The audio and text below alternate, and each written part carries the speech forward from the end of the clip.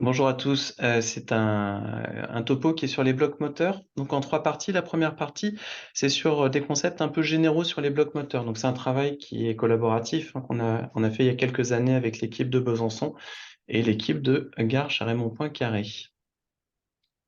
La révolution pour nous qui faisons du bloc moteur, elle a eu lieu en 2018, quand enfin la SFAR et la SOFMER se sont mis d'accord sur comment faire des blocs moteurs quand on n'est pas médecin anesthésiste. Jusqu'alors, on était sur des concepts un peu sur le fil, parce que ça restait un geste anesthésique, mais injecter de la lidocaïne, tout le monde pouvait injecter de la lidocaïne, donc on était vraiment pas à l'aise, nous, médecins de MPR, et donc depuis 2018, les recommandations ont été faites. Je vous invite vraiment à les lire, parce qu'elles sont assez claires et cadrées et cadrantes. Donc, qu'est-ce que nous a apporté l'ASFA en 2018? C'est tout d'abord sur les doses de lidocaïne.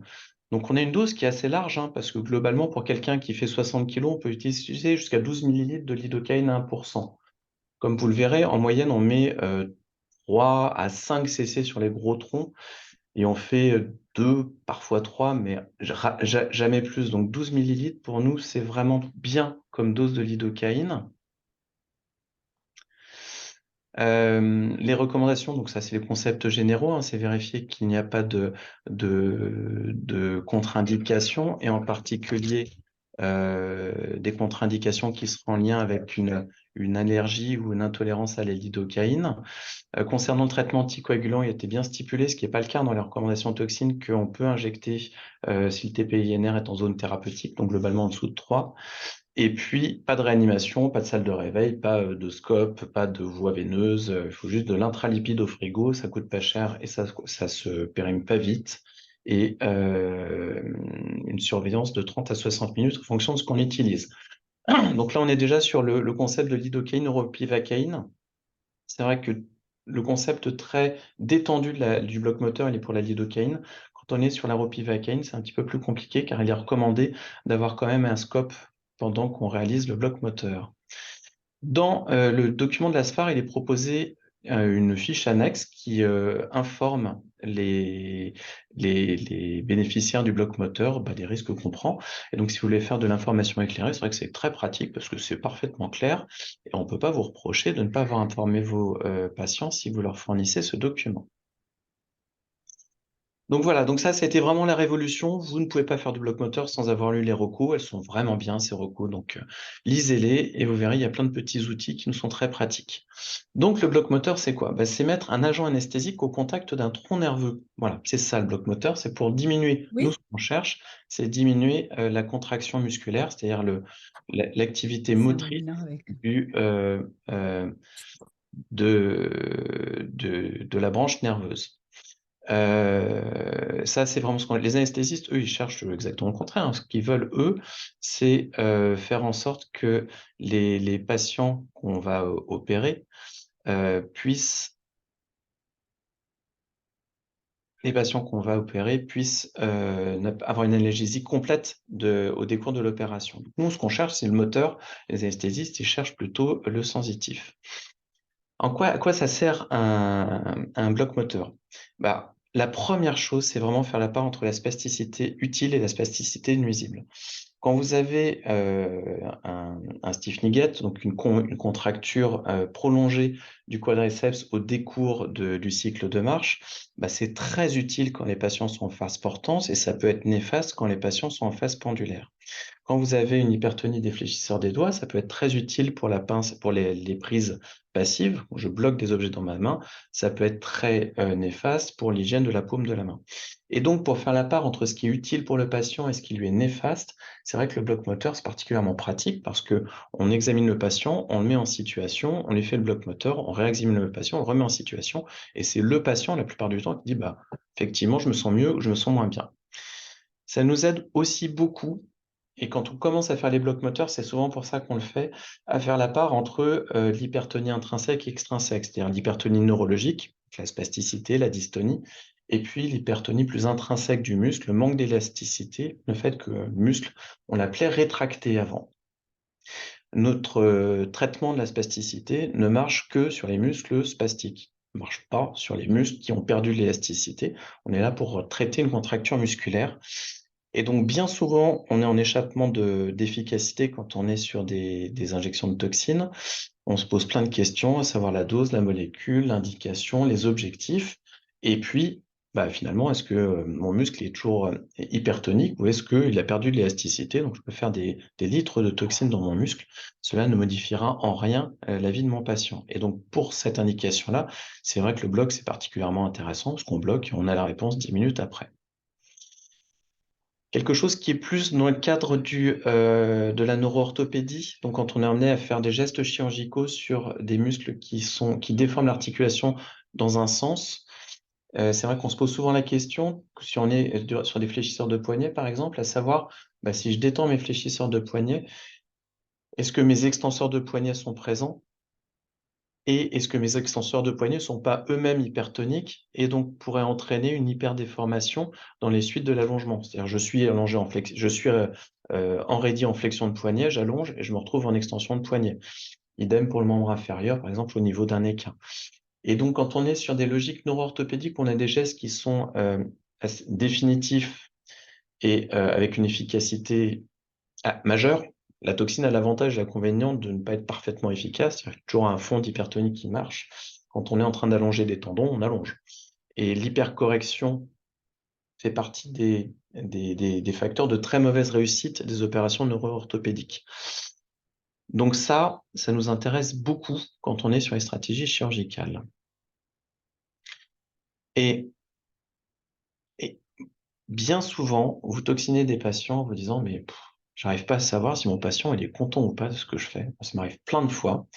Et au bout d'un moment, sur des fléchisseurs de coude, par exemple, on fait de la flexion de coude, alors on gagne 20 degrés, mais en pratique, mais ça lui apporte quoi à ce patient d'avoir 20 degrés de plus? Est-ce qu'il se rend compte? Il se rend même plus bien compte, il est plus bien sûr, il dit ouais, je sais pas, il n'y a pas de fin de dose. Bah, faites des blocs moteurs, comme ça vous aurez pour lui poser la question 10 minutes après. Vous le mettez un peu à distance de la dernière injection de toxine à 3-4 mois, et vous lui faites un bloc et vous lui dites, ce qu'on cherche avec des injections de toxine, c'est au maximum ça. Voilà, je fais mon bloc et 10 minutes après, vous revenez voir votre patient, vous dites, bah, quand je vous fais une injection de toxine, au maximum, ce que j'obtiendrai, c'est ça. Est-ce que pour vous, vous avez le sentiment que ça vaut le coup, que ça vaut pas le coup, qu'on continue? Donc les produits utilisés, ils sont en fonction de leur pKa. Globalement, ce qu'il faut retenir, c'est qu'on a 2 produits qu'on aime bien utiliser, c'est la lidocaïne et la ropivacaïne. Le principe est le même. Il ne faut pas oublier qu'il y a une systématisation fasciculaire, c'est-à-dire vous avez un tronc nerveux, des fascicules à l'intérieur du tronc nerveux. Votre produit va tomber sur le tronc nerveux et va imbiber petit à petit ce tronc nerveux. Donc les fibres qui sont le plus au centre du tronc nerveux sont celles qui seront paralysées le plus tard. Alors c'est assez simple pour s'en souvenir, quand vous prenez un tronc sciatique, donc c'est un gros pouce au niveau de la cuisse, bah, les fibres les plus latérales, c'est celles qui vont bientôt sortir, donc les ischio-jambiers. Et puis après, un peu plus au centre, c'est celles qui vont sortir après, donc les gastrocnémiens. Et puis encore plus au centre, le soleus, les fléchisseurs d'orteils. Donc la systématisation du nerf, elle se fait quand même en fonction de quand est-ce que les fibres nerveuses vont partir. Donc quand vous faites, par exemple, un nerf tibial, donc un SPI, un peu haut pour essayer de tout bloquer et que vous dites, bah, sur mes orteils, ça n'a pas été foufou comme résultat, vous avez le droit de vous autoriser quelques minutes de réflexion, attendre que le produit perfuse un petit peu votre nerf tibial pour que l'ensemble des fibres soient paralysées. Donc la lidocaïne, c'est de loin celle qu'on utilise le plus, elle est pratique, on en a tous dans nos chariots. Ça marche en 3 minutes, ça marche pendant 1h30. Souvent les patients, ils ont une sorte de bénéfice du bloc moteur pendant plusieurs heures. Donc on les voit, on les examine, on les injecte, on les évalue 10-15 minutes après. Le temps de tout ça, ça fait nos 30 minutes de surveillance, le temps de papoter après. Et moi, je dis souvent aux patients, donc au bout de ces 30 minutes où ils s'en vont, vous avez toujours le bloc qui est efficace, allez marcher, allez utiliser votre bras, essayez de voir et revenez vers moi après pour me dire tout bien réfléchi ce que ça vous a apporté. Donc la lidocaïne, 1%, 2%, comme vous voulez. L'avantage d'1%, c'est qu'on a un gros volume, donc quand on n'est pas à l'aise, qu'on cherche un petit peu, ça permet d'en mettre un peu partout. Donc on fait 5 ml par exemple pour un tronc nerveux, donc 5 ml à 1%. Et donc, quand on va être en train de farfouiller, on se dit, bon, voilà, je dois pas être loin, j'en mets un petit coup, puis après, je refarfouille, etc., etc. Si vous êtes plus à l'aise, que vous tombez vite dessus, parce que vous êtes en écho plus stimulation et que vous avez l'habitude du tronc nerveux, quand vous êtes à 2%, bah, vous n'avez pas cet effet volume. L'avantage aussi de mettre du volume, c'est quand vous poussez du volume, si vous êtes à 2 cm de votre tronc nerveux, si vous avez du volume à pousser, vous allez combler l'espace qu'il y a entre vous et le tronc nerveux. Si vous êtes sur des plus petits volumes, il faut être plus au contact de votre nerf. Inversement, quand on a l'habitude, on a l'impression quand même le 2%, ça marche mieux que le 1%. La ropivacaïne, donc ça, l'avantage, c'est que ça marche 10 heures, la ropivacaïne. Donc, c'est intéressant quand on est sur les objectifs fonction active membre sup particuliers ou le paralysé cérébral qui est hypertonique en proximal. Je vais essayer de bloquer, par exemple, les deux triceps et essayer de voir comment se passe la déambulation de mon patient, le passage du pas, hein, le patient qui rebondit beaucoup sur ses triceps suraux pour avancer. Je me pose plein de questions sur lui toxiner ou pas son triceps sural. Est-ce que je vais le mettre à plat une fois que je l'aurai toxiné au niveau de son triceps? On ne peut pas prendre le risque d'aggraver ces patients-là. Et donc, on va faire des blocs prolongés pour avoir du temps plutôt. Alors, typiquement, c'est les patients qu'on prend en hôpital de jour, mais vraiment en hôpital de jour sur toute la journée pour être en test avec les kinés ou les ergos. La toxicité des produits, donc sur le plan très local, alors théoriquement, il y a une toxicité pour le nerf en intraneural. Donc, il faut imaginer que vous arrivez avec votre aiguille, vous plantez dans le nerf et qu'après, vous injectez le produit. Donc, vous allez dilacérer votre nerf avec le produit. Dans la vraie vie, ça ne peut pas arriver parce qu'avant que vous arriviez, alors, il ne faut pas avoir de chance déjà. Enfin, ça arrive dans la vraie vie de ne pas avoir de chance, mais là, il faut vraiment, vraiment pas en avoir beaucoup. Et votre patient va faire un saut de 30 mètres de haut une fois que vous allez mettre l'aiguille dans le tronc nerveux. Et puis, quand vous allez mettre la stime en route, il va faire un deuxième bond de 30 mètres de haut. Donc, il n'y a aucune chance que votre aiguille reste dans le tronc nerveux. Voilà. Moi, j'en ai jamais entendu parler, ça m'est jamais arrivé. Ce qu'on peut avoir, c'est plutôt des sortes de phénomènes de loge. Quand on est sur des petites loges comme la loge de Guyon, le nerf ulnaire au poignet, voilà, c'est un petit endroit avec un petit rameau nerveux. On va mettre de la lidocaïne au contact. Et donc, on peut avoir un effet compressif sur le nerf. Le systémique, bah, c'est ce qui nous fait peur, qui entraîne des convulsions, des troubles neurovégétatifs et potentiellement une toxicité cardiaque avec des arrêts cardiaques. Donc, on en a fait tout un monde de cette toxicité systémique. Oui, elle existe. Oui, ça arrive. Quand vous en parlez avec les réanimateurs, c'est essentiellement sur des énormes doses, hein. C'est plutôt quand je suis en train d'injecter 40 millilitres de lidocaïne à 1% que quand je suis à 10-12. C'est pour ça que notre plafond de dose nous affranchit pas de la toxicité, mais vraiment est très, très, très rassurante. Ce que disent les anestes sur la toxicité, c'est que souvent, les patients rapportent un goût métallique dans la bouche. Voilà. Parce que nous, en bloc moteur, avoir le malaise vagal au décours du bloc moteur, ça nous arrive de temps en temps. Et c'est vrai qu'on se pose la question, là, est-ce qu'il est en train de faire le grand malaise vagal ou alors c'est une allergie à la lidocaïne? Et voilà, ce que rapportent les anestes, c'est vraiment goût métallique dans la bouche, c'est un petit critère pas rassurant. Donc les contre-indications, bah, si la personne vous dit j'ai déjà fait un arrêt cardiaque quand on m'a injecté de la lidocaïne, faut pas le refaire. Pour le reste, c'est dur. Moi, je pose toujours la question de l'antécédent d'anesthésie locale. Est-ce que vous avez eu un grain de beauté, une anesthésie dentaire, des sutures aux urgences? Et voilà, 98% des gens dans leur vie ont eu quelque chose comme ça. Et donc, si vous dites bah, ça s'est bien passé, c'est qu'a priori, ils ne sont pas allergiques à la lidocaïne. Donc là, c'est ce que je vous disais, hein, le bourdonnement d'oreille, le goût métallique dans la bouche pour la toxicité générale, le malaise vagal, donc quelque chose qui est assez fréquent. La pratique du bloc. Donc, pour faire un bloc moteur, bah, la première chose, c'est de connaître son anatomie. Donc, connaître son anatomie en termes de territoire nerveux, c'est-à-dire un nerf moteur s'occupe, enfin, ce tronc nerveux s'occupe de quel muscle et par où il passe. Voilà. Et comment il va donner ses branches. Donc, il y a un peu d'anatomie à connaître derrière la réalisation des blocs moteurs. C'est pas toujours simple. Beaucoup plus de variations sur l'anatomie nerveuse que sur l'anatomie musculaire. Avec, par exemple, là, vous avez la photo d'un tronc tibial. Euh, voilà, des fois, la division entre jumeau interne et jumeau externe elle se fait au milieu de la cuisse. Et des fois, elle se fait beaucoup plus distale en dessous du creux poplité. Et vraiment, c'est une des grandes faiblesses quand on fait des blocs moteurs, c'est que, en particulier au niveau du membre inf, c'est qu'on a une diversité anatomique au niveau de la systématisation des rameaux nerveux, que des fois on est un peu en difficulté. Cela dit, voilà, faut avoir des idées. Les moyens. Donc les moyens, vous pouvez utiliser vos appareils assez classiques de toxine botulinique.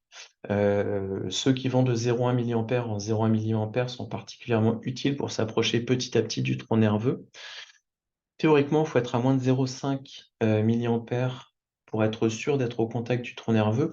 Quand on est à 0,5 milliampères, on est à 5 millimètres. Quand on est à 1 milliampère, on est à 1 centimètre. Donc 1 centimètre, si vous injectez un volume de 3 à 5 ml, vous voyez que vous remplissez largement l'espace entre la pointe de votre aiguille et votre nerf.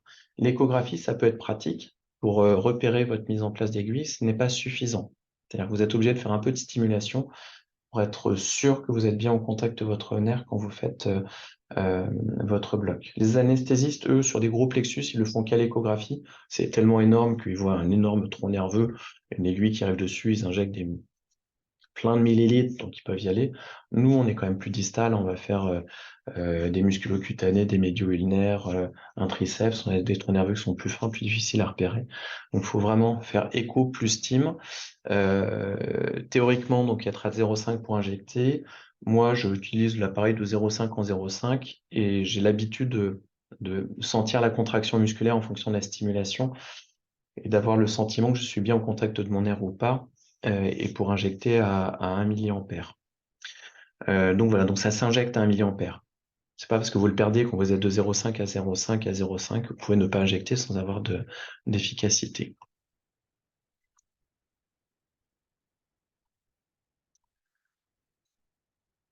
Les moyens, donc toujours les aiguilles, les mêmes aiguilles que vous avez en toxine. Moi, j'ai tendance à utiliser les aiguilles qui ont une petite tubulure là, sont très pratiques parce que on a plus de manipulation d'aiguilles à faire, plus compliqué, on passe un peu plus de temps pour chercher le nerf. Donc il faut farfouiller un petit peu et quand on farfouille, on peut bouger. Une fois qu'on est dessus, on n'a plus du tout envie de bouger. Et au moment d'injecter, si votre seringue est directement connectée sur l'aiguille, bah, ça fait un facteur de plus de mobilisation. En plus, en l'occurrence, je fais jamais de reflux quand je fais des injections de toxines, mais là, j'en fais parce qu'on est souvent sur des territoires vasculo-nerveux, donc avec des artères qui sont pas très loin, qu'on n'a pas franchement envie d'envoyer les lidocaine en intra-artériel. Donc, on a envie de faire le reflux, puis injecter. Et donc, forcément, ça fait plein de manipulations de la seringue au contact de l'aiguille, donc le risque de bouger. Moi, j'utilise assez facilement des tubulures. Qu'est-ce qui va nous faire dire que ça a marché?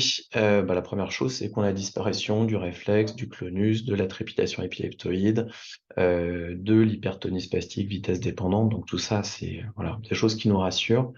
Bien souvent, et en particulier au niveau du membre inférieur, on se retrouve avec des blocs où on avait un clonus inépuisable, on tombe sur un clonus épuisable, on a encore un peu de réflexe. Ce qui témoigne du fait que notre muscle n'est pas complètement affranchi d'afférence neurologique.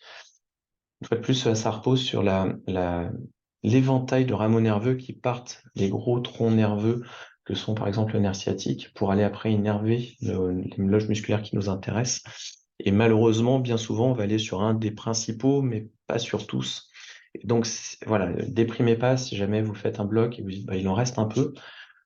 C'est pas grave, d'autant plus que quand vous êtes sur une logique de toxines dans les suites, la toxine faisant au mieux 50 à 75% de l'efficacité de votre bloc, finalement, avoir un bloc imparfait est un presque meilleur témoin de ce que donnera votre toxine que d'avoir un bloc parfait.